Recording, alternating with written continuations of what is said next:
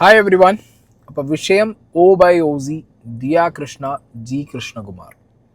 ഇവരുടെ സ്ഥാപനത്തിൽ നിന്ന് വലിയൊരു തട്ടിപ്പ് ദിയ കൃഷ്ണ പിടിച്ചിട്ട് അതിന് മുകളിൽ ദിയ കൃഷ്ണ ഇൻസ്റ്റാഗ്രാമിൽ സ്റ്റോറിയൊക്കെ പോസ്റ്റ് ചെയ്തിട്ടുണ്ടായിരുന്നു. 30-ാം തീയതിയാണ്, if I'm not wrong, കഴിഞ്ഞ മാസം 30-ാം തീയതി.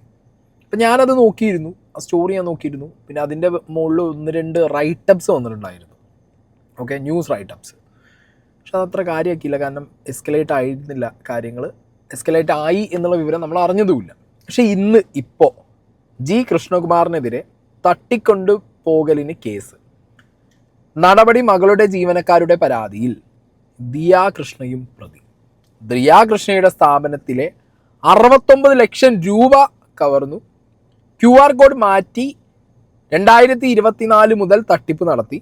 ജി കൃഷ്ണകുമാറിൻ്റെ പരാതിയിൽ ജീവനക്കാർക്കെതിരെ കേസ്. ഈ ന്യൂസ് നിങ്ങൾ ശ്രദ്ധിച്ചു കാണും. വളരെ ഡീറ്റെയിൽ ആയിട്ട് നമുക്ക് കുറച്ച് കാര്യങ്ങൾ നോക്കാനുണ്ട്. ഇപ്പം ന്യൂസ് ചാനലുകളിലൊക്കെ കാണിക്കുന്നത് ഈ ഒരു FIRൻ്റെ കോപ്പി ആയിരിക്കും. ഈ FIRൻ്റെ കോപ്പി ആക്ച്വലി ദിയ കൃഷ്ണ കൊടുത്ത FIRൻ്റെ കോപ്പിയാണ്. ദിയ കൃഷ്ണയ്ക്കെതിരെയും അച്ഛനെതിരെയുള്ള FIRൻ്റെ കോപ്പി അവൈലബിൾ അല്ല. സോ ഈ ഒരു പെർട്ടിക്കുലർ FIR ഞാനിവിടെ വെക്കുന്നുണ്ട്. ആവലാതിക്കാരൻ്റെ മകൾ നടത്തുന്ന കടയുടെ ഡീറ്റെയിൽസ് അവിടെ കൊടുത്തിട്ടുണ്ട്. സ്റ്റാഫുകളായ 1 മുതൽ 3 വരെ പ്രതികൾ ചേർന്ന് ആവലാതിക്കാരൻ്റെ മകളെ ചതിച്ച് വഞ്ചിച്ച് വിശ്വാസവഞ്ചന ചെയ്ത് ആവലാതിക്കാരൻ്റെ മകൾ അന്യായ നഷ്ടവും പ്രതികൾക്ക് അന്യായ ലാഭവും ഉണ്ടാക്കണമെന്ന ഉദ്ദേശത്തോടു കൂടി 2024 ജൂലൈ മാസം മുതൽ സ്ഥാപനത്തിൻ്റെ സൗത്ത് ഇന്ത്യൻ ബാങ്കിൻ്റെ പേരിലുള്ള ബ്രാഞ്ചിലുള്ള ഇന്ന അക്കൗണ്ട് നമ്പറിൻ്റെ ഡീറ്റെയിൽസും കാര്യങ്ങളൊക്കെ അവർ കൊടുത്തിട്ടുണ്ട്. QR കോഡ് മാറ്റി പകരം 1 മുതൽ 3 വരെയുള്ള പ്രതികൾ ടിയാന്മാരുടെ സ്കാൻ ചെയ്യാൻ, അതായത് അവരുടെ GPay കോഡ് സ്കാൻ ചെയ്യാൻ വേണ്ടി ഈ വരുന്ന കസ്റ്റമേഴ്സിന് കൊടുത്ത് ആ പൈസ മൊത്തം അവരുടെ അക്കൗണ്ടുകളിലേക്ക് മാറ്റി. അത് 69 ലക്ഷം രൂപ. ആവലാതിക്കാരൻ്റെ, അതായത് കൃഷ്ണകുമാറിൻ്റെ മകളായ ദിയ കൃഷ്ണയുടെ സ്ഥാപനത്തിൽ നിന്ന് ഇവർ പറ്റിച്ചത് 69 ലക്ഷം രൂപ എന്നാണ് ഇവർ കൃത്യമായിട്ട് കേസിൽ കൊടുത്തിട്ടുള്ളത്. ഈ ഒരു ഫിഗർ കേൾക്കുന്ന സമയത്ത് ഞാൻ വിചാരിച്ചിട്ടുണ്ട്, ഈ 69 ലക്ഷം, അതായത് ഇമിറ്റേഷൻ ആണ്. അവിടെ ഒരു ഗോൾഡോ ഡയമണ്ടോ അങ്ങനത്തെ പരിപാടിയല്ല. അവിടുത്തെ ഇമിറ്റേഷൻ ലൈക്ക് ജ്വൽസ് ആണ്. ഇമിറ്റേഷൻ ജ്വൽസിൽ ഒറ്റ വർഷം 2024 ജൂലൈ മുതൽ ഇപ്പോൾ 2025 ജൂലൈ ആവാൻ പോവുക. 1 ഇയറിനുള്ളിൽ ഇവർ അടിച്ചു മാറ്റിയത് മാത്രം 69 ലക്ഷം രൂപ. ആൻഡ് ഈ 69 ലക്ഷം രൂപ എന്ന് പറഞ്ഞ കണക്ക് ആദ്യം ഞാൻ കേട്ടപ്പോൾ വിചാരിച്ചത് എങ്ങനെ ഇവർ ട്രാക്ക് ചെയ്യും? ഇപ്പോൾ QR കോഡ് മാത്രമായിരിക്കണം എന്നില്ലല്ലോ, നേരിട്ട് പൈസ വാങ്ങിയ കേസുകൾ കാണും. അപ്പോൾ അങ്ങനത്തെ ഒരു സംശയവും കുറച്ച് കാര്യങ്ങളൊക്കെ ആയിട്ടാണ് ഈ ഒരു കണ്ടന്റ് നമ്മൾ നോക്കാൻ പോകുന്നത്. അപ്പോൾ ഇതാണ് ഫസ്റ്റ് തന്നെ കുറച്ച് ദിവസങ്ങൾക്ക് മുമ്പ് ദിയ കൃഷ്ണ ഇൻസ്റ്റാഗ്രാമിൽ ഇട്ടിട്ടുണ്ടായിരുന്ന സ്റ്റോറി. ഒരു സ്റ്റോറി ഇങ്ങനെയാണ്: please help me out as I got scammed by my old staffs. പഴയ സ്റ്റാഫുകൾ, അപ്പോൾ ഉള്ള സ്റ്റാഫിനെ പിരിച്ചുവിട്ടു. Important. Hello dear insta family, if anyone has visited my store any time and the staffs required to pay the amount to their personal number or scanner, please do let me know immediately. Please do not pay to any staffs personal number. My personal account number scanner is provided in the store എന്ന് പറഞ്ഞിട്ട് ഒരു story Diya Krishna ഇട്ടിട്ടുണ്ടായിരുന്നു. The very next day അടുത്തൊരു story വരുന്നത്: I have taken care of those scammers for now. All orders taken through website and WhatsApp is under safe hands now. Will be dispatched immediately. Thank you for trusting my brand. Sorry for all the confusion. Rest assured all our orders will be reaching you soon. Diya Krishna. ഞാൻ 2 story അവർ post ചെയ്തിട്ടുണ്ടായിരുന്നു. പിന്നെ immediately ഞാൻ കാണുന്നത് ഒരു writeup, ഞാൻ നേരത്തെ പറഞ്ഞ പോലെ ന്യൂസ് ചാനലുകൾ വന്നൊരു റൈറ്റപ്പ്. അത് ഞാനിവിടെ സൈഡിൽ വെക്കാം. അതിൽ ഗർഭിണിയായിട്ടും വഞ്ചിച്ചു ആശുപത്രിയിലായ സമയത്ത് പോലും അവർ അതാണ് ചെയ്തത്. ഗുരുതര ആരോപണങ്ങളുമായി ദിയ കൃഷ്ണ എന്ന് പറഞ്ഞുള്ള റൈറ്റപ്പ് ഞാൻ കണ്ടിട്ടുണ്ടായിരുന്നു. അതൊന്ന് അത്ര ശ്രദ്ധിച്ചില്ല. അവരാണെങ്കിലും ഒരു സ്റ്റോറീൻ്റെ മുകളിൽ ഒതുക്കിയൊരു സാധനം, സാധാരണ ഇങ്ങനത്തെ കാര്യങ്ങളൊക്കെ അവർ കോണ്ടന്റ് ആക്കി വീഡിയോ ഇടുന്നതാണ്, അവരെ പറ്റിച്ചു എന്നൊക്കെ പറഞ്ഞിട്ട്. ബട്ട് അങ്ങനെ ഒരു സാധനം കാണാത്തത് കൊണ്ട് തന്നെ ഞാനത് ഒഴിവാക്കി. അപ്പോൾ ഇപ്പോഴത്തെ വിഷയം എന്താണെന്ന് വെച്ച് കഴിഞ്ഞാൽ, പൈസ തട്ടിച്ചത് എങ്ങനെ, ഈ കേസ് എന്തുകൊണ്ട് വന്നു? ഇതിൽ ആദ്യം കേസ് കൊടുത്തത് ദിയ കൃഷ്ണയുടെ അച്ഛൻ. ദിയ കൃഷ്ണനെ പറ്റിച്ചു ഇവരെന്ന് പറഞ്ഞിട്ടാണ് കൊടുത്തിട്ടുള്ളത്, കൃഷ്ണകുമാർ.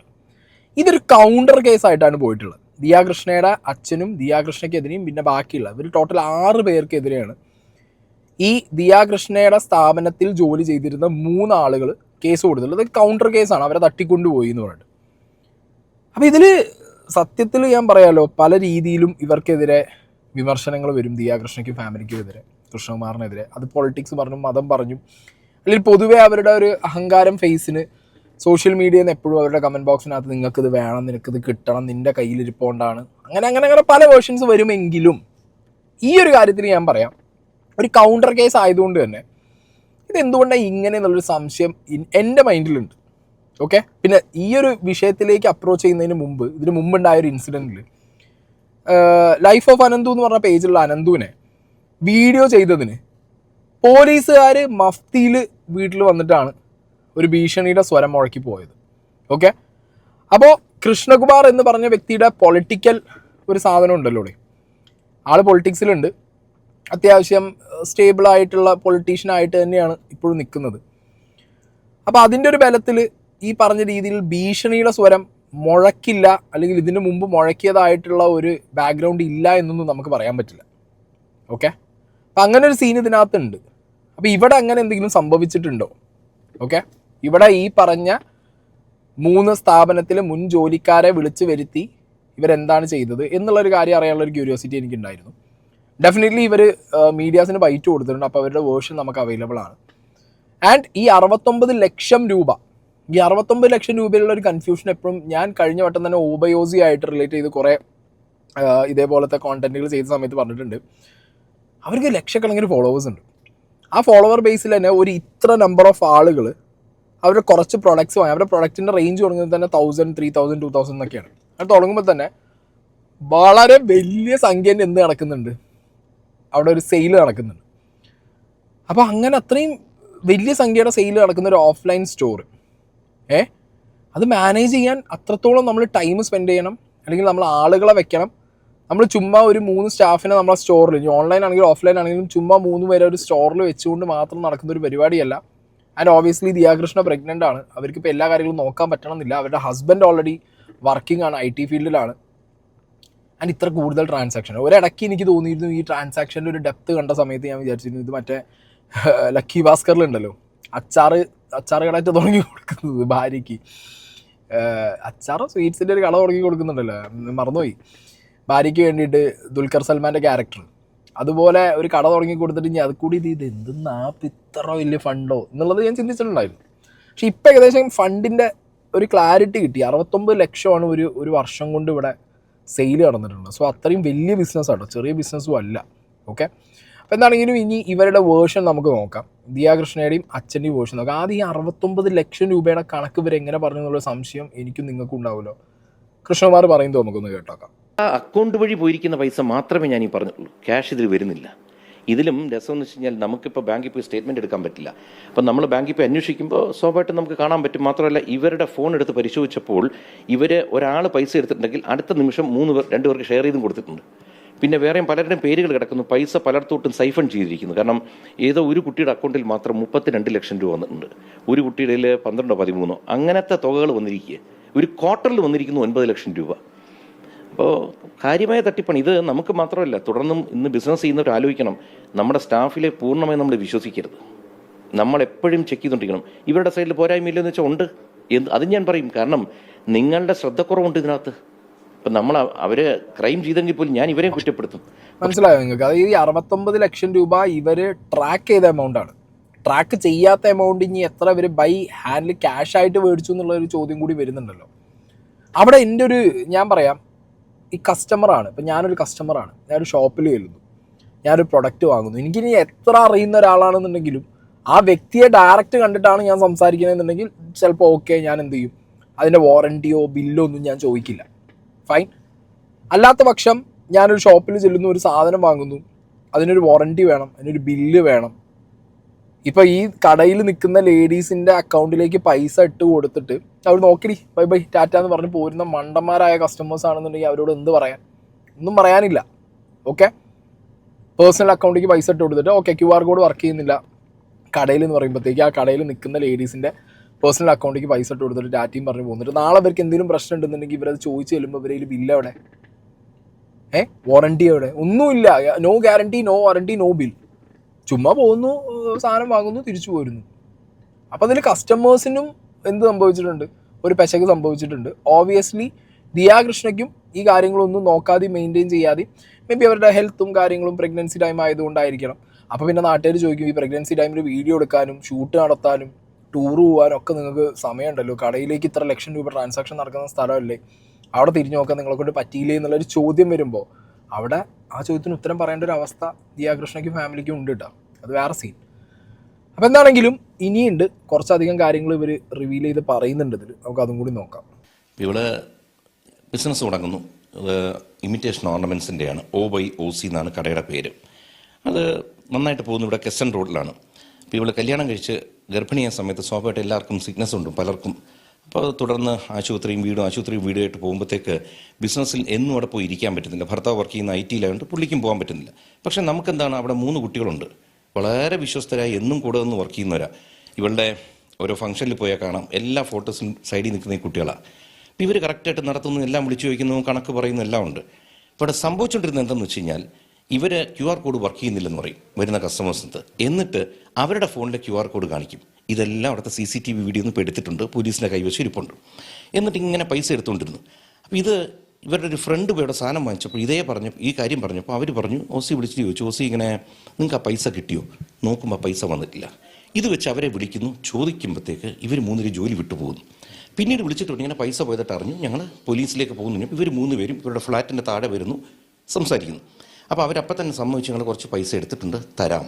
അപ്പോൾ അവിടെ ഈ ശബ്ദം കൂടുന്നു, ആൾ കൂടുന്നു വന്നപ്പോൾ അസോസിയേഷൻ ആൾക്കാർ പറഞ്ഞു, നിങ്ങളുടെ ഓഫീസിലോട്ട് എവിടെയെങ്കിലും പോകും. അങ്ങനെ ഇത് നമ്മുടെ ഓഫീസാണ്, ഇതാണ്. ഈ ഓഫീസിലേക്ക് 3 വാഹനത്തിലായിട്ട് അവരും അവരുടെ ഭർത്താവൊക്കെ അവർ ബൈക്കിലും എല്ലായിട്ട് വരുന്നു. ഇവിടെ വന്നു കഴിഞ്ഞപ്പോൾ അവർ കണക്കുകൾ വെളി വന്നു തുടങ്ങിയപ്പോൾ 69 ലക്ഷം രൂപ ബാങ്ക് വഴി മാത്രം, അതായത് QR കോഡ് വഴി മാത്രം കൊണ്ടുപോയിരിക്കുന്നു.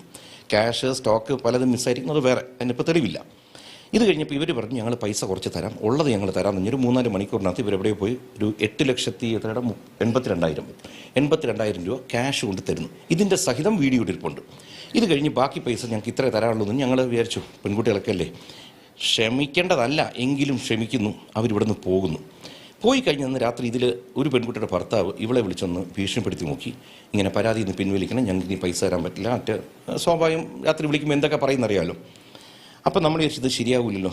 അതിൻ്റെ അടുത്ത ദിവസം രാവിലെ AC ശ്രീ സ്റ്റുവർട്ട് കീലർ അദ്ദേഹം കൻ്റോൺമെൻറ്റ് സ്റ്റേഷനിൽ കൊണ്ട് ഞങ്ങളൊരു പരാതി കൊടുത്തു, ഇങ്ങനെ പൈസ പോയതും പുറമെ ഇങ്ങനെ ഭീഷണിപ്പെടുത്തുന്നതും. അതിൻ്റെ അടുത്ത ദിവസം ഇവരൊരു കൗണ്ടർ കേസ് മ്യൂസിയം സ്റ്റേഷനിൽ കൊടുക്കുന്നു. ഇവരെയും ഇവരുടെ ഭർത്താക്കന്മാരെയൊക്കെ ഞങ്ങൾ എവിടെ നിന്നോ കിഡ്നാപ്പ് ചെയ്ത് ഇവിടെ കൊണ്ടുവന്ന് കെട്ടിയിട്ട് ഇടിച്ച് പൈസ വാങ്ങിച്ചിരിക്കുന്നു. അപ്പം ഞങ്ങൾ എന്ത് ചെയ്തു, ഇവിടുത്തെ എല്ലാ എവിഡൻസും പോലീസിന് കൊടുക്കുന്നു. ഈ എവിഡൻസ് എല്ലാം കൊടുത്തതിന് ശേഷം, എവിഡൻസ് വെച്ചാൽ കുറ്റം ചെയ്തതിൻ്റെ എവിഡൻസ്, കുറ്റം സമ്മതിച്ചതിൻ്റെ എവിഡൻസ്, ഇവിടെ വന്നിരിക്കുന്നത്, ഭക്ഷണം കൊടുക്കുന്നത്, വെള്ളം, എല്ലാ വീഡിയോ ഉണ്ടായിട്ടും എന്താണെന്ന് അറിയുന്നില്ല. കഴിഞ്ഞ 2 ദിവസങ്ങളായിട്ട് ഇവിടെ ഓഫീസിൽ നിന്ന് എല്ലാ സെർച്ചും നടത്തുന്നു. അപ്പോൾ ഇതാണ് കൃഷ്ണകുമാറിൻ്റെ വേർഷൻ. ഒരു കാര്യം ഞാൻ പറയാം, ഇതേപോലത്തെ സ്റ്റാഫുകൾ കുറേ കടകളിലുണ്ട്. ഇവർ പറയുന്ന രീതിയിലാണ് കാര്യങ്ങൾ എന്നുണ്ടെങ്കിൽ ഇവർ സപ്പോർട്ട് ചെയ്തേ പറ്റൂ. കാരണം കുറേ അധികം സ്ഥാപനങ്ങളിൽ ഇതേപോലെ QR കോഡ് മാനിപ്പുലേറ്റ് ചെയ്ത് അവരുടെ അക്കൗണ്ടിലേക്ക് പൈസ തട്ടി സ്റ്റോക്ക് ക്ലിയർ ആയിട്ട് വന്നത് കാണിക്കാതെ വന്ന സ്റ്റോക്കിൽ നിന്ന് ഇടയ്ക്ക് 1-2 അടിച്ചു മാറ്റി പുറത്ത് അവർക്ക് സീനൊന്നുമില്ലല്ലോ. സ്റ്റോക്ക് മുതലാളി കൊണ്ടിരുന്നു, 1-2 സാധനങ്ങളൊക്കെ അടിച്ചു മാറ്റി അത് രജിസ്റ്ററിൽ കയറിയിട്ടില്ല എന്നുണ്ടെങ്കിൽ പുറത്ത് വിറ്റാൽ ആ ഫുള്ള് പൈസയും ആ വിൽക്കുന്ന വ്യക്തിക്ക് കിട്ടുമല്ലോ. ആ രീതിയിലൊക്കെ ഉടായ്പ് കാണിക്കുന്ന ആളുകളൊക്കെ എക്സിസ്റ്റിംഗ് ആണ്. ഓക്കെ, പക്ഷെ ഇതിൽ 1-2 ചോദ്യങ്ങൾ എനിക്ക് പേഴ്സണലി ഉണ്ട്. അതായത് 69 ലക്ഷം രൂപയുടെ തട്ടിപ്പാണ് നടന്നതെന്നുള്ളത് ബാങ്ക് ട്രാക്ക് ചെയ്തപ്പോൾ മാത്രം അവർക്ക് മനസ്സിലായി എന്ന് പറയുന്നു. സ്റ്റോക്ക് ഇവർ നോക്കിയിട്ടുണ്ടോ? സ്റ്റോക്കിൽ നിന്ന് എന്തെങ്കിലും പോയിട്ടുണ്ടോ? പിന്നെ ഈ ബൈ ഹാൻഡ് ക്യാഷ് മേടിച്ച കസ്റ്റമേഴ്സിൻ്റെ ഏതെങ്കിലും പ്രൂഫുകൾ ഇവർക്ക് കിട്ടിയിട്ടുണ്ടോ? ഇതൊക്കെയാണ് ഒരു ചോദ്യം. രണ്ടാമത്തെ ഒരു ചോദ്യം എവിടെ കിടക്കുന്നത് വെച്ചെങ്കിൽ, ഇവരെ പിടിച്ചതിന് ശേഷം ഇവർ സംസാരിക്കാൻ വേണ്ടി ഇവരുടെ ഫ്ലാറ്റിനും ചുറ്റുവട്ടത്തും വന്ന് സംസാരിച്ച് പൈസ കൊടുക്കുക എന്ന് പറഞ്ഞൊരു 8 ലക്ഷത്തി ചില്ലറ രൂപയുടെ കണക്ക് പറയുന്നു. 69 ലക്ഷം രൂപ നഷ്ടപ്പെട്ട ഒരു വ്യക്തി 8 ലക്ഷത്തിന് മുകളിൽ സാറ്റിസ്ഫൈഡ് ആവും? കൃഷ്ണകുമാർ ഇപ്പോൾ പറഞ്ഞൊരു കാര്യമുണ്ട്, കുട്ടികളല്ലേ, പെൺകുട്ടികളല്ലേ എന്ന് വിചാരിച്ച് നമ്മൾ ആ 8 ലക്ഷം രൂപ വാങ്ങിയതിന് ശേഷം പിന്നെ പോവാം. അതെങ്ങനെ നടക്കും? എനിക്ക് അതിപ്പോഴും കണക്റ്റ് ആവുന്നില്ല. ഇനി എന്ത് പെൺകുട്ടിയോ ആൺകുട്ടിയോ എത്ര പാവപ്പെട്ടവരോ 69 ലക്ഷം രൂപ പറ്റിച്ച് കൊണ്ടുപോയിട്ടുണ്ടെന്നുണ്ടെങ്കിൽ at least half of the amount, ഒരു 40 ലക്ഷം രൂപ അല്ലെങ്കിൽ ഒരു 30 ലക്ഷം 35 ലക്ഷം രൂപയെങ്കിലും കിട്ടിയാലല്ലേ നമുക്ക് പുറത്തു കൊടുക്കാനുള്ള ഒരു മനസ്സെങ്കിലും വരും അല്ലേ? അല്ലെങ്കിൽ പിന്നെ അത്രയും അൾട്രാ റിച്ച് ആയിട്ടുള്ള ആളുകളാണ്, മനസ്സിലായോ? അത്രയും അൾട്രാ റിച്ച് ആയിട്ടുള്ള ഒരാളുകളായിരിക്കണം. ഇവിടെ കൃഷ്ണകുമാർ പറയുന്ന കാര്യം നിങ്ങൾ ശ്രദ്ധിക്കണം. 69 ലക്ഷം രൂപ പോയി, അതിൽ 8 ലക്ഷം രൂപ ചില്ലറ രൂപ അവർ അന്ന് തന്നെ വിളിച്ച് വരുത്തി അന്നേ ദിവസം തന്നെ സെറ്റിൽ ചെയ്തു, പോവാൻ പറഞ്ഞു. അവർ പോയി. പിന്നെ ഭർത്താക്കന്മാർ വിളിച്ച് ഭീഷണിപ്പെടുത്തിയത് കൊണ്ടാണ് കേസ് കൊടുത്തതെന്നുള്ളത്. അവിടെയാണ് എനിക്ക് ഡൗട്ട്. അപ്പോൾ ഈ 69 ലക്ഷം ഇവർക്കൊരു വിലയില്ലേ എന്നുള്ളൊരു ചോദ്യം അവിടെ നമുക്ക് ചോദ്യം വരുമല്ലോ. ഓൾമോസ്റ്റ് ഒരു 7-8 മന്ത്സോളമായിട്ടുണ്ട്. പിന്നെ ഞാനിപ്പോൾ എൻ്റെ 8 മന്ത് പ്രഗ്നൻസിയിലാണ് നിൽക്കുന്നത്. ഓരോരുത്തർക്കും ഓരോ രീതിയിലാണല്ലോ പ്രഗ്നൻസിയുടെ ഒരു ഇഷ്യൂ സംഭവിക്കുന്നത്. എനിക്ക് ഒരു 5 മന്ത്സ് വരെയൊക്കെ ഭയങ്കര ഇഷ്യൂ ആയിരുന്നു. ഞാൻ ഓൾമോസ്റ്റ് എപ്പോഴും ഹോസ്പിറ്റലൈസ്ഡ് ആയിരുന്നു. അമ്മയായിരുന്നു കൂടെ വന്നിരിക്കുന്നത്. SP വെൽനസ്സിലായിരുന്നു. ഫുൾ ടൈം ഡ്രിപ്പ് എടുത്തിട്ടായിരുന്നു എനിക്ക് മനുഷ്യരോട് സംസാരിക്കാൻ പോലും പറ്റുന്നത്. അപ്പോൾ എനിക്ക് അതുവരെ അവിടുത്തെ സ്റ്റോക്കിൻ്റെ കൗണ്ടായാലും കണക്കും ഞാൻ അവിടെ എപ്പോഴും ഓഫീസിൽ പോയി ഇരിക്കുമായിരുന്നു. അപ്പോൾ ഇത് പോകാൻ പറ്റില്ല എന്ന് ഞാൻ ഇവരെ വിളിച്ച് അറിയിക്കുന്നുണ്ടായിരുന്നു. എനിക്ക് ഒട്ടും വയ്യ, please take care of it എന്ന് ഞാൻ പറയുന്നുണ്ട്. കാരണം ഇത്രയും 1 വർഷമായിട്ട് അവിടെ ഉള്ളവരായിട്ട് നമ്മൾ വിശ്വസിക്കുമല്ലോ. മനുഷ്യരൊക്കെ നമുക്ക് വിശ്വസിക്കാതെ ഒരു പരിധി കഴിഞ്ഞാൽ നമുക്ക് ബിസിനസ് ചെയ്യാൻ പറ്റത്തില്ല. നമ്മൾ ആരെങ്കിലും വിശ്വസിച്ച് പോകത്തില്ലേ? ഒരു കൂടുതലും എടുത്തിരിക്കുന്ന ക്യാഷായിട്ടാണ്. അത് വരുന്ന കസ്റ്റമേഴ്സിനോട് അവർ പറഞ്ഞായിട്ട് എൻ്റെ ചാറ്റ് സഹിതമുണ്ട്. ചില കസ്റ്റമേഴ്സ് പറഞ്ഞിട്ടുണ്ടായിരുന്നു, അവർ ഫോഴ്സ്ഫുള്ളി ഇൻസിസ്റ്റ് ചെയ്യുമായിരുന്നു, ഇവിടെ QR കോഡും വർക്ക് ആവുന്നില്ല, കാർഡ് മെഷീനും വർക്ക് ആവുന്നില്ല, രണ്ടും വർക്ക് ആവുന്നുണ്ടായിരുന്നു, ക്യാഷ് തന്നെ വേണമെന്ന് പറയുന്നുണ്ട്. അപ്പോൾ ചിലവർ പറയുന്നുണ്ടായിരുന്നു ക്യാഷ് കൊണ്ടുവന്നിട്ടില്ല. അപ്പോൾ ഇവർ പറയുന്നുണ്ട് കുഴപ്പമില്ല, നമ്മൾ ഓഫീസിൻ്റെ താഴെ വെയിറ്റ് ചെയ്യാം, കൊണ്ടുവന്നാൽ മതി. അപ്പോൾ അവിടെ CCTV ഇല്ലല്ലോ, റോഡല്ലേ. അപ്പോൾ ഇവർ എത്ര രൂപയാണ് കസ്റ്റമേഴ്സിൽ നിന്ന് മേടിച്ചിട്ടുള്ളത് നമുക്ക് അറിയത്തില്ല. ഇതാണ് 69 ലക്ഷം രൂപ അക്കൗണ്ട് ത്രൂ വന്ന് ആ ഒരു സ്കാം ഇവർക്ക് മനസ്സിലായി, ട്രാക്ക് ചെയ്യാൻ പറ്റി. അല്ലാതെ ഇവർ ഈ ചെയ്ത ഉടായ്പ നിങ്ങൾ ആലോചിക്ക്. ഒരു വർഷത്തെ സ്പാനിലാണ് 2024 ജൂണ്, ഇത് 2025 ജൂലൈ ആവാനാവുന്നു. 2024 ജൂലൈ മുതലാണ് ഇവർ ചെയ്തിട്ടുള്ളത്. ഒരു വർഷം സ്പാനിനിടയിൽ 69 ലക്ഷം ട്രാൻസാക്ഷൻ മാത്രം. ഇപ്പോൾ ഒരു എന്താ പറയുക, ഡിജിറ്റൽ പരിപാടികളാണ് മൊത്തത്തിൽ ഈ പറഞ്ഞ ഈ ട്രാൻസാക്ഷൻസ് ആണ് മൊത്തം. എന്നാലും ചില കസ്റ്റമേഴ്സ്, ഇപ്പോൾ ചെറിയ പൈസയുടെ കസ്റ്റമേഴ്സ് ഉണ്ടാവും, 1000, 1500, 2000, ഇവരൊക്കെ ചിലപ്പോൾ പൈസ ആയിട്ട് തന്നെയാവും സെറ്റിൽ ചെയ്യുന്നത്. അപ്പോൾ ഇവരുടെ കയ്യിൽ ഇപ്പോൾ CCTV വിഷ്വൽസും ഫുട്ടേജും കാര്യങ്ങളൊക്കെ കൃത്യമായിട്ടുണ്ട് എന്നുള്ള നിലയ്ക്കാണെങ്കിൽ ഒരു 1 CR മുകളിലൊക്കെ, അല്ലെങ്കിൽ ആജു ബാജു 1 CR ഇവിടെ എന്ത് നടന്നിട്ടുണ്ട്, തട്ടിപ്പ് നടന്നിട്ടുണ്ട്. അപ്പോൾ ഞാനിപ്പോഴും ആലോചിക്കുന്നത് എന്താ അറിയും, ഇവർക്ക് ഈ ബിസിനസ് ഇത്രത്തോളം ഗ്രാവിറ്റിയിൽ വലിയൊരു ബിസിനസ് വരുമ്പോൾ ആ ബിസിനസ് മെയിൻറ്റെയിൻ ചെയ്യാനും അത് നോക്കാനും, ഇപ്പോൾ നമുക്ക് ഒരു പരിധി വരെ നമ്മൾ നടത്തുന്ന ബിസിനസ്സിൽ നമുക്ക് ഇൻവോൾവ് ആവാൻ പറ്റിയില്ല, നമ്മൾ വേറൊരു ഫീൽഡിൽ നോക്കുന്നു, അല്ലെങ്കിൽ നമുക്ക് അസുഖം എന്തെങ്കിലും ഉണ്ട്, അല്ലെങ്കിൽ നമ്മൾ വേറെ എന്തെങ്കിലും സിറ്റുവേഷൻ ആണെന്നുണ്ടെങ്കിൽ നമ്മൾ നോർമലി എന്താ ചെയ്യുക, നമ്മുടെ വീട്ടിലെ ഒരു അംഗത്തിനെയോ അല്ലെങ്കിൽ നമ്മൾ അതിനായിട്ട് ഒരാളെ അപ്പോയിൻറ്റ് ചെയ്ത് അത് നമ്മൾ ട്രാക്ക് ചെയ്യും. ഓക്കെ, ഒരു മാനേജറെ വയ്ക്കും, അങ്ങനെ എന്തെങ്കിലുമൊക്കെ നമ്മൾ ചെയ്യും. അങ്ങനെ ചില്ലറ പൈസേൻ്റെ ബിസിനസ്, ഒരു 5 ലക്ഷമോ 10 ലക്ഷത്തിൻ്റെ ബിസിനസ്, അത് കുറവായതുകൊണ്ട് പറയില്ല കേട്ടോ. കമ്പയറിങ് ടു ദിസ് 69 ലക്ഷത്തിന് 5 10 അല്ല, 69 ലക്ഷം രൂപ സ്കാം തന്നെ നടന്നിട്ടുണ്ട് അവിടെ. അത്രയും വലിയൊരു ബിസിനസ്സിന് ഒരു വർഷത്തിലൊരു 1 CR എബവ് ടേൺ ഓവർ വരുന്നൊരു ബിസിനസ്സിന് നിങ്ങളൊരു മാനേജറെ വെച്ചില്ല, നിങ്ങളത് കറക്റ്റ് ട്രാക്ക് ചെയ്തില്ല എന്നുള്ളത് നിങ്ങളെ ഭാഗത്തുനിന്ന് വന്ന വലിയ പിഴവാണ്. അത് അങ്ങനെ നിങ്ങളെ ഭാഗത്തുനിന്ന് ഉണ്ട് ഒരു പിഴവ് എന്നുള്ളത് കൊണ്ട് തന്നെയാണ് നിങ്ങളെ പറ്റിക്കാൻ വേണ്ടിയിട്ട് അവരെന്ത് ചെയ്തത്, ഒരുങ്ങി തിരിച്ചറിഞ്ഞ് പറ്റിച്ചത്. ില്ല. അപ്പോൾ ഇവർ പറയുന്നുണ്ട് കുഴപ്പമില്ല, നമ്മൾ ഓഫീസിൻ്റെ താഴെ വെയിറ്റ് ചെയ്യാം, കൊണ്ടുവന്നാൽ മതി. അപ്പോൾ അവിടെ CCTV ഇല്ലല്ലോ, റോഡല്ലേ. അപ്പോൾ ഇവർ എത്ര രൂപയാണ് കസ്റ്റമേഴ്സിൽ നിന്ന് മേടിച്ചിട്ടുള്ളത് നമുക്ക് അറിയത്തില്ല. QR കോഡ് ബേസിക്കലി അവർ ചെയ്യുന്നത്, നമ്മൾ CCTV ഫുട്ടേജിലുണ്ട്, നമുക്കവിടെ രജിസ്റ്റർ ഉണ്ട്, വരുന്ന കസ്റ്റമേഴ്സിൻ്റെ ഡീറ്റെയിൽസ് എഴുതി എടുക്കണം എന്നുള്ളത്. അപ്പോൾ ഇവർ കസ്റ്റമർ വരുന്നത് പോയി എത്തി നോക്കും ആദ്യം വരുന്നുണ്ടോയെന്ന്, എന്നിട്ട് ഓടി വന്ന് ആ രജിസ്റ്റർ ബുക്ക് എടുത്ത് ആ QR കോഡിൻ്റെ മണ്ടയിലോട്ടങ്ങ് കമത്തും. അപ്പോൾ ആ QR കോഡ് അതിൻ്റെ അടിയിലാവുമായിരുന്നു. അത് നമുക്കത് ഫുട്ടേജ് ഉണ്ട്. അപ്പോൾ അതിങ്ങനെ കമത്തും. അപ്പോൾ കസ്റ്റമർ വന്ന് സാധനം പർച്ചേസ് ചെയ്യുമ്പോൾ അവരാരും ആ QR കോഡ് കാണുന്നില്ല, കാരണം അത് ആ ബുക്കിൻ്റെ അടിയിലാണ്. എന്നിട്ട് ഇവർ സാധനങ്ങളൊക്കെ മേടിച്ച് കഴിയുമ്പോൾ കസ്റ്റമേഴ്സ് ഡിസ്കൗണ്ട് എന്തെങ്കിലും ഉണ്ടോ എന്ന് ചോദിക്കുമ്പോൾ ഞാൻ പറഞ്ഞിട്ടില്ലാത്ത ഡിസ്കൗണ്ട്സ് ഇവർ തന്നെ കൊടുക്കുമായിരുന്നു. അപ്പോൾ കസ്റ്റമേഴ്സ് നോക്കുമ്പോൾ നല്ല ഡിസ്കൗണ്ട്സ് കിട്ടുന്നുണ്ട്. കാരണം ഇവരുടെ അക്കൗണ്ടിലോട്ട് വരുമ്പോൾ ഇവർക്കിപ്പോൾ മേടിക്കാത്തൊരു സാധനത്തിന് ഇവർക്ക് 10 രൂപ കിട്ടിയാലും ഇവർക്ക് ലാഭം തന്നെയല്ലേ. ഇവർ ടേൺ എടുത്തായിരുന്നു കാണിക്കുന്നത്, ഇന്നൊരാളുടെ മാത്രമല്ല. പക്ഷേ ഇപ്പോൾ ആദ്യം ഒരു കുട്ടി കാണിക്കുന്നെങ്കിൽ കുറച്ച് കഴിയുമ്പോൾ എന്നാൽ നീ നിൻ്റെ കാണിച്ചോ എന്ന് അവർ പറയുന്നുണ്ട്, അവരടുത്ത് അവരുടെ കാണിക്കും. അങ്ങനെ 3 പേരും ടേൺ എടുത്ത് ഷെയർ എടുക്കുക. ആക്ച്വലി CCTV ഉള്ളത് കൊണ്ട് ഒരു പരിധി വരെ ഇങ്ങനത്തെ ഒരു ഉടായ്പ പൊക്കാൻ പറ്റും. ഓക്കെ, ദിയാകൃഷ്ണൻ്റെ ഇടയ്ക്ക് CCTV ഫുട്ടേജിൻ്റെ ഒക്കെ സ്റ്റോറി ഇടാറുണ്ട്, സ്റ്റോറിൽ വന്നിട്ട് പോകുന്നു. അപ്പോഴും സ്റ്റോറിൽ നടന്ന 69 ലക്ഷം റുപ്യേൻ്റെ ഈ പറഞ്ഞ പറ്റിപ്പിൻ്റെ പരിപാടിയാണ്. ദിയാകൃഷ്ണയ്ക്ക് എനിക്ക് തോന്നുന്നു സ്റ്റോറിലുള്ളതിനേക്കാൾ കൂടുതൽ സെയിൽസ് ഓൺലൈനിൽ നടക്കുന്നുണ്ടാവും. അപ്പോൾ ഓൺലൈനിൽ എത്ര സെയിൽസ് നടക്കുന്ന ഒരു കടയാണ് നിങ്ങൾ ആലോചിച്ച് നോക്ക്. ഓൺലൈനിലും ഓഫ്ലൈനിലും കൂടി ആയിട്ട് എത്ര ലക്ഷം രൂപയുടെ, കോടി രൂപയുടെ സെയിൽസ് നടക്കുന്നൊരു കടയാണ്. അപ്പോൾ ആ സ്ഥലത്ത് നിങ്ങൾ ഒരു തരത്തിലും ഇതിനെ മൈൻഡ് ചെയ്യുന്നില്ല. 3 പേരെ മാത്രം ബ്ലൈൻഡ് ചെയ്ത് ട്രസ്റ്റ് ചെയ്ത്, ഓക്കെ ബിസിനസ്സാണ്, നമ്മൾ ഒരാളെ ട്രസ്റ്റ് ചെയ്യണം, അല്ലെങ്കിൽ ഒരാൾ നമ്മളെ കൂടെ നിൽക്കും, അത് വേണം, ഇല്ലയെന്ന് പറയുന്നില്ല. ബട്ട് അറ്റ്ലീസ്റ്റ് ഇപ്പോൾ ഒരു വർഷത്തിനിടയിലാണ് ഇത്രയും വലിയൊരു സ്കാം നടന്നത്. നിങ്ങളുടെ ഒരു അവസ്ഥ അറിയാം, പ്രഗ്നൻ്റ് ആണ്. ബട്ട് ആരെങ്കിലും ഒരാൾ, ഓക്കെ പ്രഗ്നൻസി സ്റ്റേജിലാണെങ്കിൽ പോലും ഒരാളെ നിങ്ങളൊന്ന് ഏൽപ്പിച്ചിട്ട് ഒന്ന് മോണിറ്റർ ചെയ്യുക. അവിടെ വരുന്ന എത്രത്തോളം സെയിൽ നടക്കുന്നുണ്ട്, അവിടെ വന്ന നമ്മൾ ഇറക്കി നമ്മൾ ഇമ്പോർട്ട് ചെയ്തിട്ടുള്ള ഐറ്റംസ് ഏതൊക്കെയാണ്, അതിൻ്റെ സ്റ്റോക്ക് എന്തൊക്കെയാണ് എന്നൊക്കെ നോക്കി ചെയ്യാൻ. അതൊരു മേജർ മിസ്റ്റേക്ക് തന്നെയാണ് സംഭവിച്ചിട്ടുള്ളത്.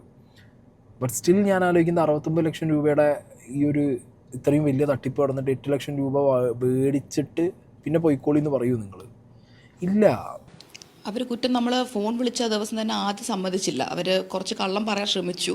ആദ്യം ഒരു 2000 രൂപയുടെ കേസിലായിരുന്നു എൻ്റെ അനിയത്തിയുടെ സിസ്റ്ററിൻ്റെ ഫ്രണ്ട് വഴി ഞാൻ അറിഞ്ഞത്. അപ്പോൾ അത് ചോദിച്ചപ്പോൾ പിന്നീട് നമ്മളൊന്ന് കുത്തി ഒന്ന് ദേഷ്യപ്പെട്ട് ചോദിച്ചപ്പോഴത്തേക്കും അത് എടുത്തു, പക്ഷെ തിരിച്ച് തരാൻ മറന്നുപോയതാണെന്നാണ് പറഞ്ഞത്. ചേച്ചിയുടെ QR കോഡ് വർക്ക് ആവാത്തതുകൊണ്ടാണ് ഞാൻ എൻ്റെ എടുത്തതെന്ന് പറഞ്ഞു. ഞാൻ പറഞ്ഞു കുഴപ്പമില്ല, എത്രയും പെട്ടെന്ന് ഇടാൻ പറഞ്ഞു. അങ്ങനെ ആ പൈസ ഇട്ട് തന്നു. അങ്ങനെ ഞാനൊരു ഇൻസ്റ്റഗ്രാമിനകത്തൊരു സ്റ്റോറി ഇടുകയാണ് ചെയ്തത്. ഇതുപോലെ ഏതെങ്കിലും കസ്റ്റമേഴ്സിനോട് എൻ്റെ സ്റ്റാഫ് പേയ്മെൻറ്റ് ചോദിച്ചിട്ടുണ്ടെങ്കിൽ എന്നെ ഒന്ന് അറിയിക്കണം. ഞാൻ ഇത്രയും സ്റ്റോറി ഇട്ടുള്ളൂ. അപ്പോൾ തന്നെ ഈ കുട്ടികളുടെ ഭർത്താവും മാറി എന്നെ വിളിക്കാൻ തുടങ്ങി. ഞാൻ ഫോൺ എടുത്തപ്പോൾ അവർ ചോദിച്ചു എന്തിനാണ് ഇപ്പോൾ ഇങ്ങനെ ഒരു സ്റ്റോറി ഇട്ടതെന്ന് ചോദിച്ചപ്പോൾ ഞാൻ പറഞ്ഞു, എടോ എനിക്കിപ്പോൾ പേഴ്സണലി വന്ന കസ്റ്റമേഴ്സിനെ ആരും അറിയില്ല, എനിക്ക് അവരുടെ വീട്ടിൽ പോയി ആരോടും ചോദിക്കാൻ പറ്റില്ല. അപ്പോൾ എനിക്ക് ഏറ്റവും ഈസി ആയിട്ടുള്ളത് ഇത്രയും എന്നെ ഫോളോ ചെയ്യുന്നവരുണ്ട്, ഒരു സ്റ്റോറി ഇട്ട് കഴിഞ്ഞാൽ അറ്റ്ലീസ്റ്റ് 10 പേരെങ്കിലും കാണുമല്ലോ. അപ്പോൾ അങ്ങനെ കണ്ട് എനിക്കൊരു 1000-ഓളം മെസ്സേജ് വരാൻ തുടങ്ങി. അതിലൊരു 100 തുറന്നപ്പോൾ തന്നെ 100 ഈ കുട്ടികളുടെ അക്കൗണ്ടിലേക്ക് പോയിരിക്കുന്ന സ്ക്രീൻഷോട്ട്സാണ്. അപ്പോൾ ഞാൻ ഈ കസ്റ്റമേഴ്സിനോട് ചോദിച്ചു, നിങ്ങൾ വേറൊരു പേര് കണ്ടിട്ട് എന്തിനാ അത് ഈ കൊടുക്കാൻ പോയെന്ന് ഞാൻ എല്ലാവരോടും ചോദിച്ചപ്പോൾ അവർ പറയുന്നത് ഈ കുട്ടികൾ എടുത്തെടുത്ത് പറഞ്ഞു എൻ്റെ QR കോഡിലോട്ട് ആൾക്കാർ പൈസ അയച്ചിട്ട് കസ്റ്റമേഴ്സിൻ്റെ പൈസ പോവുക, എനിക്ക് കിട്ടുന്നില്ല. അപ്പോൾ ഇങ്ങനെ കേൾക്കുമ്പോൾ കസ്റ്റമേഴ്സ് പാനിക്കാവും, നമ്മുടെ പൈസ പോകുന്നു എന്നുള്ള പോലെ. അങ്ങനെ കസ്റ്റമേഴ്സ് ഇവരുടെ അടുത്ത് കൊടുത്തുകൊണ്ടിരിക്കുകയായിരുന്നു. എന്നിട്ട് വാട്സാപ്പിൽ വേറൊരാളോട് സംസാരിച്ച ചാറ്റുണ്ട്. കൊടുത്തപ്പോൾ ഒരു കസ്റ്റമർ ചോദിക്കുന്നുണ്ട്, ഇത് വേറെ ആളുടെ പേരാണല്ലോ, എന്തിനാ ഈ ഗൂഗിൾ പേ എന്ന് ചോദിച്ചപ്പോൾ ഈ കുട്ടി പറഞ്ഞു ഇത് ദിയയുടെ അക്കൗണ്ടൻ്റാണ്, അവരുടെ അക്കൗണ്ടാണ്, അപ്പോൾ സേഫായിട്ട് ഇതിലോട്ട് അയച്ചാൽ മതി. പിന്നെ ഇതിനകത്ത് പറയുന്ന വേറൊരു വർക്ക് ചെയ്തിരുന്നൊരു കുട്ടി, പേരിന് ഇപ്പം ഞാൻ പറയുന്നില്ല, ആ കുട്ടി ഫോൺ പേക്കകത്ത് ആ കുട്ടിയുടെ പേര് മാറ്റി OBYOC എന്നാക്കി.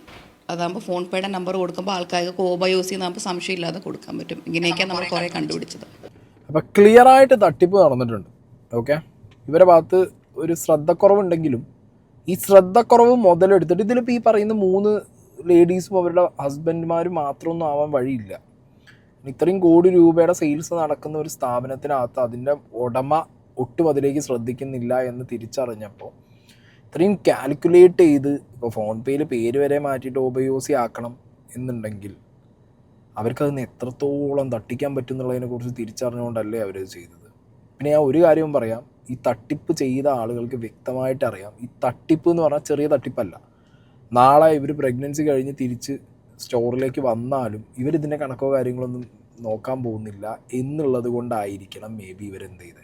എത്രത്തോളം തട്ടിച്ചാൽ നിങ്ങൾ അയച്ചു 69-70 ലക്ഷം രൂപ തട്ടിച്ച ഒരാൾക്ക് നാളെ ഇവർ തിരിച്ചു വന്നാൽ, പ്രഗ്നൻസി കഴിഞ്ഞ് തിരിച്ചു വന്നിട്ട് ഇവർ കണക്കുകൾ നോക്കും എന്നുള്ളൊരു പേടി വേണ്ടേ. അപ്പോൾ അവിടെയും അവർ കണക്കുകൾ നോക്കും, അവർ നോക്കി ചെയ്തോളാം എന്ന് ഇവരെ കൺവിൻസ് ചെയ്തത് കൊണ്ടും ഇവർ ബ്ലൈൻഡായിട്ട് അവരെ വിശ്വസിച്ചത് കൊണ്ടും ആയിരിക്കണം അവരത്രയും വലിയൊരു തട്ടിപ്പിലേക്ക് പോയത്. ഇതെന്താണെങ്കിലും ഞാൻ പറഞ്ഞല്ലോ, ഒരു കൗണ്ടർ കേസ് പോലെയാണ് ഇപ്പോൾ ഇതൊക്കെ കേൾക്കുന്ന സമയത്ത് എനിക്കിത് ഫീൽ ചെയ്യുന്നത്. പിന്നെ ഈ പറഞ്ഞ പോലെ നമ്മുടെ മുന്നിൽ നമ്മളുടെ അറിയുന്ന ഒരു വ്യക്തിക്ക് ഇതേപോലുള്ളൊരു ഭീഷണിയുടെ സ്വരം ഇവരിതിന് മുമ്പ് മുഴക്കിയത് കൊണ്ട് ഒരു സെർട്ടൻ പോയിന്റിൽ ഒരു ഇത്ര പെർസെൻറ്റേജ് ഒരു ഭീഷണിയുടെ സ്വരം മുഴക്കാനുള്ള ചാൻസ് ഉണ്ടോ എന്നുള്ളതും എൻ്റെ മൈൻഡിൽ കിടക്കുന്നുണ്ട്. ബട്ട് അപ്പോഴും എൻ്റെ കൺഫ്യൂഷൻ കംപ്ലീറ്റ്ലി ഇരിക്കുന്നത് ഈ 69 ലക്ഷം രൂപ റെഡ് ഹാൻഡഡായിട്ട് പിടിച്ച് കേസ് കൊടുത്തിട്ട് 8 ലക്ഷത്തി സംതിങ് രൂപ അവർ സ്പോട്ടിൽ കൊടുത്തു എന്ന് പറയുന്നു. അതിനുശേഷം പിന്നെ ക്ഷമിക്കാനുള്ള മനസ്സ് വന്നത് എന്താണെന്നുള്ളത് മാത്രമാണ്. ഏർലി മോർണിംഗ് ഒരു 3-4 വരെ എന്നെയും 29 രാത്രിയാണ് ഞാൻ ഇവരെ കണ്ടുപിടിക്കുന്നത്. ഇത് ചെയ്തു മെയ് 29 രാത്രിയാണ് കണ്ടുപിടിക്കുന്നത്. 30 ഏർലി മോർണിംഗ്, അതായത് ഒരു 3 മണി 4 മണി സമയം വരെ എന്നെ ഇവരെ ഉറങ്ങാൻ സമ്മതിച്ചിട്ടില്ല. ഇവർ ഓരോ നമ്പറും നമ്മൾ കട്ട് ചെയ്യുമ്പോഴത്തേക്കും പല അൺനോൺ നമ്പേഴ്സിൽ നിന്ന് പുള്ളിക്കാരുടെ ഹസ്ബൻഡും അവരും വിളിക്കുന്നുണ്ടായിരുന്നു. അവർ കരഞ്ഞ് കാല് പിടിച്ച് കെഞ്ചി ഇത് എവിടെയും സ്റ്റോറിയോ ഒന്നും ഇട്ട് കളയല്ല, യൂട്യൂബിലൊന്നും ഇട്ട് കളയല്ല, എൻ്റെ ഭാര്യമാർക്കൊന്നും പുറത്തിറങ്ങി നടക്കാൻ പറ്റത്തില്ല, നമ്മൾ എന്ത് ഒരു കോമ്പൻസേഷനും തയ്യാറാണ്, നമ്മൾ റെഡിയാണെന്ന് പറഞ്ഞു. അപ്പോൾ അതിപ്പോൾ ആർക്ക് വേണമെങ്കിൽ നമ്മുടെ കോൾ റെക്കോർഡ് ചെയ്താൽ കിട്ടാമെന്നുള്ളതേ ഉള്ളൂ. അവരത്രയ്ക്ക് കാല് പിടിച്ച് കെഞ്ചിക്കൊണ്ടു. അപ്പം ഞാൻ ഇതിനും തയ്യാറല്ലായിരുന്നു. ഞാൻ അവരോട് പറഞ്ഞു, ബിക്കോസ് ഇപ്പം തന്നെ എണ്ണി വന്നപ്പോൾ ലക്ഷങ്ങളിലാണ് നിങ്ങൾ ചെയ്തിരിക്കുന്നത്, എനിക്ക് നിങ്ങളെ ക്ഷമിക്കാൻ പറ്റില്ല, എനിക്ക് നിങ്ങളുടെ പൈസയും വേണ്ടാന്ന് ഞാൻ പറഞ്ഞു. ഞാനിത് പോലീസ് സ്റ്റേഷനിൽ തന്നെ പറയാമ്പോൾ എൻ്റെ വീട്ടുകാരെ ഞാൻ വിളിച്ച് പറയാൻ പോകാമെന്ന് പറഞ്ഞു. അപ്പോൾ ഇവർ പറഞ്ഞു, അയ്യോ വീട്ടിലൊന്നും അറിയിക്കല്, മാഡത്തിൻ്റെ അച്ഛനൊക്കെ അറിഞ്ഞാൽ അത് പ്രശ്നമാവും. ഞാൻ പറഞ്ഞു എനിക്ക് പറയാതിരിക്കാൻ പറ്റില്ല, കാരണം എൻ്റെ വീട്ടുകാർക്ക് ഹെൽപ്പ് ചെയ്യാൻ പറ്റത്തുള്ളൂ, ഞാൻ പറയുവാണെന്ന് പറഞ്ഞു. ഞാൻ പ്രഗ്നൻ്റ് ആണ്, എനിക്കൊന്നും ചെയ്യാൻ പറ്റില്ല എന്ന് പറഞ്ഞു. അപ്പോൾ ഇവർ അശ്വിനെ വിളിക്കുന്നു, കാരണം ഞാൻ ഇവരുടെ കോൾ എടുക്കുന്നില്ല. അങ്ങനെ അശ്വിൻ എൻ്റെ ഹസ്ബൻഡിനെ വിളിച്ച് കുറേ കെഞ്ചി. അവസാനം അശ്വിൻ പറഞ്ഞു, നിങ്ങളൊരു കാര്യം ചെയ്യുക, നിങ്ങളെ കൊണ്ട് പറ്റുന്ന പൈസയും കൊണ്ട് തരാൻ പറഞ്ഞു. അപ്പം നമ്മൾ ആ ഏർലി മോർണിംഗ് ടൈമിൽ അത് പറയുമ്പോൾ ഇവർക്കത് ഒരിക്കലും കൊണ്ടുവരാൻ പറ്റില്ല എന്നുള്ളതല്ലേ നമ്മുടെ തോട്ട്. ഇവർക്ക് എവിടെ നിന്ന് ഇത്ര വരുമാനം? അപ്പം നമ്മൾ വെറുതെ ഇവർ ഫോൺ വെക്കാൻ വേണ്ടിയിട്ടാണ് പറഞ്ഞത്, നിങ്ങൾക്ക് ഒപ്പിക്കാൻ പറ്റുന്നതും കൊണ്ട് നിങ്ങളെന്നാ വാ എന്നങ്ങ് പറഞ്ഞ് നമ്മളങ്ങ് കോൾ വെച്ചിട്ട് നമ്മൾ പോയി കിടന്നുറങ്ങി. അടുത്ത ദിവസം പുള്ളിയുടെ ഫോണിൽ കോൾ വന്നിട്ടാണ് നമ്മൾ എണീക്കുന്നത്. ഒരു 9:30 കഴിഞ്ഞപ്പോൾ, രാവിലെ 9:30 കഴിയുമ്പോൾ തൊട്ട് കോളുണ്ട്. അങ്ങനെ അത് എടുത്തപ്പോഴത്തേക്കുമാണ് ഇവർ പറഞ്ഞത്, നമ്മൾ ഫ്ലാറ്റിൻ്റെ ഇവിടെ എത്തി, കുറച്ച് ക്യാഷ് കയ്യിലുണ്ട്, ഒന്ന് താഴെ വന്ന് മേടിക്കാവോ സാറെന്ന് പറഞ്ഞു.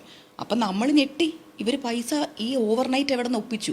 അങ്ങനെ നമ്മൾ ശരിക്കും ഇവർ സത്യമാണോ പറയുന്നത് അറിയാൻ നമ്മൾ താഴെ പോയി. ഇപ്പോൾ ആദ്യം 2 ഹസ്ബൻഡ്സ് അവർ രണ്ടുപേരും വന്നു. അവരോട് വന്നപ്പോൾ നമ്മൾ ചോദിച്ചു, നിങ്ങളല്ലല്ലോ കട്ട ആൾക്കാർ എവിടെയെന്ന് ചോദിച്ചു. അപ്പോൾ അവരവിടെ ഗേറ്റിൻ്റെ വെളിയിൽ മാറി നിൽക്കുമായിരുന്നു. 1 by 1 അവർ പതുക്കെ ഇങ്ങനെ കയറി വന്ന് എൻ്റെ മുമ്പിലിരുന്നു.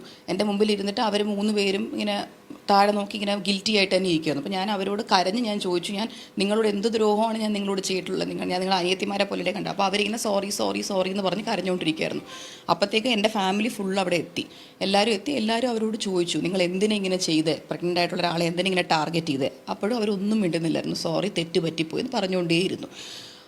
ആ സമയത്ത് ഇവിടെ എൻ്റെ ഫാമിലി ഇത്രയും പേര് വന്നപ്പോഴും ഡ്രൈവേഴ്സൊക്കെ കൂടെ വന്നപ്പോൾ തന്നെ 10-15 പേരായി. അപ്പോൾ നമ്മൾ സംസാരിക്കുന്ന അവിടുത്തെ ഒരു ഗസ്റ്റ് ഏരിയയിൽ ഇരുന്നിട്ടായിരുന്നു. അപ്പോൾ അതുവഴി വന്നു പോകുന്ന അവിടെ താമസിക്കുന്നവർ പറഞ്ഞു, ഇതുപോലെ ഇവിടെ സൗണ്ട് ഉണ്ട്, നിങ്ങൾക്ക് എന്തെങ്കിലും പേഴ്സണലി സംസാരിക്കാനുണ്ടെങ്കിൽ നിങ്ങൾ വേറെ എവിടെയെങ്കിലും പോയി സംസാരിക്കുക എന്ന് അവിടുത്തെ സെക്രട്ടറിയോ ആരോ വന്ന് പറഞ്ഞു നമ്മുടെ അടുത്ത്. അപ്പോൾ ഞാൻ അച്ഛനോട് പറഞ്ഞു, അച്ഛൻ എവിടെ പോയിരുന്ന് സംസാരിക്കാൻ പറ്റും, കാരണം എൻ്റെ ഓഫീസ് ചെറുതാണ്, അവിടെ ഇരിക്കാൻ സ്ഥലമില്ല.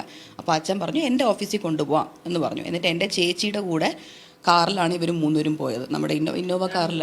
2 പേര്, ഒരാൾ അമ്മയുടെ കാറിലും 2 പേര് ചേച്ചിയുടെ കൂടെ ഇന്നോവ കാറിലാണ് പോയത്. ഞാനും അശ്വിനും അവസാനം പോയി, കാരണം എനിക്ക് റൂമിൽ പോയി ബാത്റൂമിലൊക്കെ പോയിട്ട് ഞാൻ ലേറ്റ് ആയിട്ടാണ്. അപ്പോൾ ഏകദേശം അന്നുണ്ടായ ഇൻസിഡന്റ് ദിയയുടെ ഒരു വേർഷൻ നമ്മൾ കേട്ടത്. ഇതിൽ നിങ്ങൾ ഈ തട്ടിക്കൊണ്ടുപോയി എന്നുള്ള കേസാണല്ലോ, തട്ടിക്കൊണ്ടുപോയി കെട്ടിയിട്ട് തല്ലി പൈസ വാങ്ങി എന്നുള്ളൊരു കേസാണ് ഇപ്പോൾ ഇവരുടെ പേരിൽ വന്നിട്ടുള്ളത്. ഇവർ കൃത്യമായി പറയുന്നു, അവരുടെ ഫ്ലാറ്റിലേക്ക് പൈസ കൊണ്ടുവന്ന ആളുകളെ അവരുടെ തന്നെ തട്ടിക്കൊണ്ടുപോകാനാണെന്നുണ്ടെങ്കിൽ ചേച്ചീൻ്റെയും അമ്മേൻ്റെയും കാറിൽ കൊണ്ടുപോകും. അതൊരു ലോജിക്കാണ്. അപ്പോൾ അവിടെയാണ് ഈ കൗണ്ടർ കൊടുത്ത കേസാന്നുള്ളത് എനിക്കിതൊന്ന് മനസ്സിലാവുന്നത്. ഓക്കെ, പിന്നെ ഓബിയസ്ലി ദിയാകൃഷ്ണയുടെ അച്ഛൻ, പിന്നെ ദ എൻറ്റയർ ഫാമിലി, കൃഷ്ണകുമാറും ഫാമിലിയും ഒക്കെ പൊതുവേ സൊസൈറ്റിയുടെ മുന്നിലൊരു 90% അവർക്കൊരു ഹെയ്റ്റ് ഉണ്ട്. ഓക്കെ, ആ ഹെയ്റ്റ് മുതലെടുക്കാനും കൂടി ഇങ്ങനെ ഒരു കൗണ്ടർ കേസ് കൊടുത്താൽ പൊതുസമൂഹത്തിൻ്റെ ഇതിലൊരു സാധനം കിട്ടുമല്ലോ എന്ന് വിചാരിച്ചിട്ട് ചിലപ്പോൾ കൗണ്ടർ അടിച്ചതും ആയിരിക്കണം, അല്ലെങ്കിൽ അവരുടെ വക്കീൽ പറഞ്ഞു കൊടുത്തൊരു ഐഡിയ ആയിരിക്കണം. കാരണം 69 ലക്ഷം രൂപ തട്ടിപ്പ് പിടിച്ചിട്ട് 8 ലക്ഷമോ 10 ലക്ഷമോ കൊണ്ടു കൊടുത്തിട്ടൊരു കാര്യമില്ല. നാളെ ഇവരത് ഒഴിവാക്കി കളഞ്ഞാലും, ഇല്ലെങ്കിൽ കേസിന് പോകുമ്പോൾ കേസിൽ പിന്നെ ആ പൈസ അവരവിടെ കാണിക്കണമല്ലോ, അല്ലെങ്കിൽ അതിൻ്റേതായിട്ടുള്ള നടപടികൾ വരും എന്നുള്ളത് കൊണ്ട് കൗണ്ടർ കൊടുക്കുക എന്നുള്ളൊരു സംഗതി ചിലപ്പോൾ കൊടുത്തു വെച്ചതായിരിക്കണം എന്നാണ് ഇത് കേൾക്കുമ്പോൾ എനിക്ക് തോന്നുന്നത്. എന്താണെങ്കിൽ തട്ടിപ്പ് നടന്നിട്ടുണ്ടാണ്. കാരണം ഞാൻ പറഞ്ഞല്ലോ, ആ ഡേ മുതലുള്ള സ്റ്റോറി നോക്കിയാൽ നിങ്ങൾക്ക് മനസ്സിലാവും. ചുമ്മാതല്ല, പൈസ തട്ടിപ്പ് നടന്നിട്ടുണ്ട്. ആ പൈസ തട്ടിപ്പ് നടന്നതിൻ്റെ ഈ കണക്കുകളാണ്. അതായത് ഈ 69 ലക്ഷത്തിൽ ഇത്ര ഈ സ്പോട്ടിൽ ഇത്ര രൂപ അവർക്ക് തിരിച്ചു കൊടുക്കാനും പറ്റിയെന്ന് പറഞ്ഞു. ഒരു സെർട്ടൻ എമൗണ്ട് 8 ലക്ഷമോ അല്ലെങ്കിൽ സംതിങ് അവർക്ക് തിരിച്ചു കൊടുക്കാനും പറ്റിയെന്ന് പറയുന്നു. ഒരു കുട്ടിയുടെ അക്കൗണ്ടിൽ മാത്രം 30 ലക്ഷം എന്ന് പറയുന്നു. ഇതിങ്ങനെ ബൈപ്പാസ് ചെയ്ത് വിട്ടിട്ടുണ്ട് പൈസ പല സ്ഥലങ്ങളിലേക്കെന്ന് പറയുന്നു. അവിടെയൊക്കെയാണ് ഞാൻ പറഞ്ഞൊരു കറക്റ്റ് കണക്കും കാര്യങ്ങളും, അല്ലെങ്കിൽ ഇതേപോലെ ബിസിനസ്സിൻ്റെ കാര്യങ്ങൾ നോക്കുന്ന ഒരു CAക്കൊക്കെ ചിലപ്പോൾ ഇതിൻ്റെ എക്സാക്റ്റ് ഐഡിയകൾ പറഞ്ഞു കൊടുക്കാൻ പറ്റുമായിരിക്കണം മേ ബി. കാരണം ഇവർക്ക് ഇനി ഒരു CA ഉണ്ടോ നമുക്കറിയില്ല. എന്താണെങ്കിലും പോലീസുകാർ, ഇനി അതും ഉണ്ട് കേട്ടോ ഒരു വേർഷൻ, പോലീസുകാർ അന്വേഷിച്ച് ഇവിടെ വന്നു. ഇവർ കൊടുത്തത് കൗണ്ടർ കേസാണ്. ഇവരെല്ലാ CCTV ഫുട്ടേജും കാര്യങ്ങളും അടക്കം ഇവർ പോലീസിന് കൊടുത്തിട്ടും പോലീസ് ഈ 1-2 ദിവസം, കൃഷ്ണകുമാർ നേരത്തെ പറഞ്ഞ കേട്ടില്ലേ, 1-2 ദിവസമായിട്ട് വീട്ടിൽ വരുന്നു, എല്ലാ തെളിവെടുക്കുന്നു, എന്നിട്ടും ഇതൊരു കേസായിട്ട് ഇവരെ പേർക്ക് നോൺ ബെയിലബിൾ ഒഫൻസ് ആണ്. തട്ടിക്കൊണ്ടുപോക്കും പരിപാടി എന്ന് പറയുമ്പോൾ ഇവർക്ക് 6 പേർക്ക് അതിന് നോൺ ബെയിലബിൾ ആണ്. അതെന്തുകൊണ്ട് പോലും? അപ്പോൾ പോലീസിന് എന്താണ് ഇതിൽ സംശയമുള്ളത് എന്നുള്ളതും കൂടി ഒരു സംഗതി ക്ലാരിറ്റി കിട്ടാനുണ്ട്. എന്നിട്ട് നമ്മൾ അച്ഛൻ്റെ ഓഫീസിൽ വന്നപ്പോൾ ഭർത്താവ് ഒരാളെ എവിടെയോ പോയി എന്തോ പൈസ ഒപ്പിക്കാൻ, വേറൊരാൾ ബൈക്കും എടുത്ത് പിന്നാലെ വന്നു. എന്നിട്ട് നമ്മൾ ഓഫീസ് എത്തിയപ്പോൾ ഇവർ 3 പേരോടെ മുകളിൽ ഇരിക്കുക, കസേരയിൽ ഇരിക്കുവാണ്. ഇവർ ചോദിക്കുന്നതിനൊക്കെ അവർ സമ്മതിച്ചു കഴിഞ്ഞു, പൈസ എടുത്തു. എന്നിട്ട് എന്തിനാ ഇങ്ങനെ ചെയ്തതെന്ന് ചോദിച്ചപ്പോൾ അവർ പറഞ്ഞത് അവർക്ക് എന്നെ ഇഷ്ടമല്ലായിരുന്നു, അതുകൊണ്ടാണ് ഇങ്ങനെ ചെയ്തത്. അവർക്ക് എൻ്റെ സ്വഭാവം ഒട്ടും ഇഷ്ടമല്ല, അതുകൊണ്ട് തന്നെ അവരിങ്ങനെ ചെയ്തതെന്ന് പറഞ്ഞു. അപ്പോൾ എൻ്റെ ചേച്ചി ചോദിച്ചു, അങ്ങനെ എന്തിനു ചെയ്യണം, അങ്ങനെ ഇഷ്ടമില്ലാത്ത ഒരാളുടെ കമ്പനിയിൽ എന്തിനു വർക്ക് ചെയ്യണം വേറെ എവിടെ? അപ്പോൾ അതിനവർ ഒരു ഉത്തരം തന്നില്ല, അത് അവർക്ക് അറിയില്ല എന്നുള്ള പോലെ തന്നെ. പക്ഷേ ദിയാകൃഷ്ണനെ ഇഷ്ടമല്ല എന്നുള്ളത് കൊണ്ട് ദിയാകൃഷ്ണനെ തൊലയ്ക്കാൻ വേണ്ടിയിട്ട് സ്ഥാപനത്തിൽ നിന്ന് പൈസ അടിച്ചു മാറ്റി എന്നുള്ളൊരു എക്സ്പ്ലനേഷൻ ആണ് അവർ കൊടുത്തതെന്നുണ്ടെങ്കിൽ അതൊരു അതിൽ അളിഞ്ഞ സാധനമാണ്. ശരിയാണ്, ദിയാകൃഷ്ണനെ ചിലപ്പോൾ ഇഷ്ടമുള്ളവരുണ്ടാവും, ഇഷ്ടമില്ലാത്തവരുണ്ടാവും. പക്ഷെ അതൊരു എക്സ്പ്ലനേഷനായിട്ട് നിങ്ങളെ ഇഷ്ടമല്ല, അതുകൊണ്ട് ഞങ്ങൾ നിങ്ങളെ കടയിൽ നിന്നിട്ട് ഞങ്ങൾ നിങ്ങളെന്ത് ചെയ്തു, ഫുള്ള് പൈസ അടിച്ചു മാറ്റി. അത് ശരി, അതെന്ത് കണക്ക്? അയ്യോ. അപ്പോൾ എന്താണെങ്കിലും ഇതാണ് ദിയാകൃഷ്ണ റിലേറ്റഡ് ആയിട്ടുള്ള വിഷയം. ഇതിൽ ഞാൻ പറഞ്ഞ പോലെ 69 ലക്ഷം രൂപയുടെ തട്ടിപ്പ് തെളിഞ്ഞ രീതിയിൽ തന്നെയാണ് ഇതിൽ. അതായത് കേസ് 69 ലക്ഷം രൂപ FIRൽ കൊടുക്കണമെങ്കിൽ അത്രയും അവർ ട്രാക്ക് ചെയ്ത് പിടിച്ചിട്ടാണ് ഈ 69 ലക്ഷം രൂപയുടെ കണക്ക് അവർ വെച്ചിട്ടുള്ളത്. ബൈ ഹാൻഡ് വാങ്ങിയ ക്യാഷിൻ്റെ കണക്കില്ല, അങ്ങനത്തെ കാര്യങ്ങളൊന്നുമില്ല. അപ്പോൾ ഈ 69 ലക്ഷം രൂപയുടെ ടേൺ ഓവർ ഒരു കൊല്ലം പ്ലസ് ഓൺലൈനിലുള്ള പൈസ അതിലും കൂടുതലുണ്ടാവും.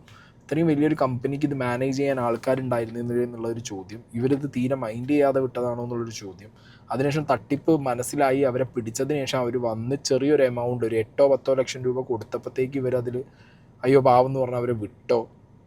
ഇങ്ങനത്തെയൊക്കെ കുറേ ചോദ്യങ്ങൾ ഇവരുടെ ഭാഗത്തുനിന്ന് എനിക്കൊരു ഡൗട്ട്ഫുള്ളായി തോന്നിയിട്ടുണ്ട്. ബട്ട് സ്റ്റിൽ ഞാൻ പറയുന്നത്, ഇതിൽ ഈ വിഷയത്തിൽ ഇവരെ എന്താ പറയുക, ദിയാകൃഷ്ണനെയും അച്ഛനെയൊക്കെ അവരുടെ രാഷ്ട്രീയമോ അല്ലെങ്കിൽ അവരുടെ മതമോ അല്ലെങ്കിൽ ഇതിന് മുമ്പുണ്ടായ ഇൻസിഡൻസ് ഒക്കെ വെച്ചിട്ട് നമ്മൾ മെഷർ ചെയ്യുന്നതിനേക്കാൾ നല്ലത് ഒരു സ്ഥാപനത്തിൽ ഇതേപോലെ ഉഡായിപ്പ് കാണിക്കുന്നവരുണ്ട്. ആ സ്ഥാപനത്തിലെ മുതലാളി അത് ശ്രദ്ധിക്കുന്നില്ല, അതിൻ്റെ മുകളിലൊരു കണ്ണ് അവർക്ക് വരുന്നില്ല. അവർ ആ ഒരു ചുമ്മാ ബിസിനസ് തുടങ്ങിയിട്ട് പോയ രീതിയിൽ തുടങ്ങി പോകുന്ന സ്ഥലത്ത് അത് മുതലാക്കി തട്ടിപ്പ് നടത്തുന്ന, QR കോഡ് മാറ്റി വെച്ച് തട്ടിപ്പ് നടത്തുന്ന ഒരുപാട് പേര് നമ്മുടെ നാട്ടിലുണ്ടാവും. ഓക്കെ, അപ്പോൾ ഈ വിഷയത്തിൽ ഡെഫിനറ്റ്ലി തട്ടിപ്പ് നടന്നു എന്നുള്ള കാര്യം ഉറപ്പാണ്. ഇവരെ ശ്രദ്ധക്കുറവ് കൊണ്ട് കാരണമാണ് അത് നടന്നത്. എന്നാലും തട്ടിച്ച ആളുകളെ നമ്മൾ ഒരിക്കലും ഇതിൽ സപ്പോർട്ട് ചെയ്യാൻ പാടില്ല. ഓക്കെ, ഇവരുടെ മതമോ ഇവരുടെ രാഷ്ട്രീയമോ ഇവരുടെ ബാക്കി കോണ്ടൻറ്റോ വെച്ചിട്ട് ഇതിൽ വെച്ച് ചെയ്യാതെ മാക്സിമം ഇവരുടെ ഭാഗത്താണ് ന്യായം എന്നുണ്ടെങ്കിൽ തട്ടിപ്പ് നടത്തിയവർക്കെതിരെ എന്താണെങ്കിലും കേസും സംഗതികളും ഡെഫിനറ്റ്ലി വേണം.